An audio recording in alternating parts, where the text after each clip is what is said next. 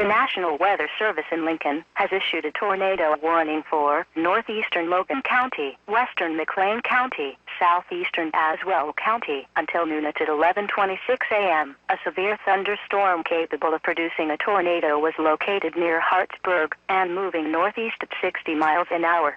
Expected hazards include tornado and quarter-size hail. This is a radar-indicated threat. The following impacts are expected. Mobile homes will be damaged or destroyed. Damage to roofs, windows, and vehicles will occur. Flying debris will be deadly to people and animals. Tree damage is likely. This dangerous storm will be near Stanford around at 11:40 a.m., Bloomington and Normal around 11:50 a.m., Hudson around 11:55 a.m. Other locations in the warning include Shirley and Bloomington Airport. This includes Interstate 39 between mile markers 0 and 8.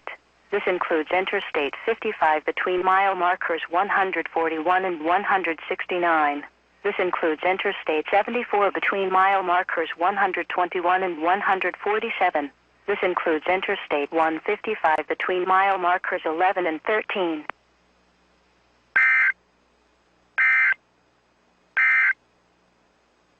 The following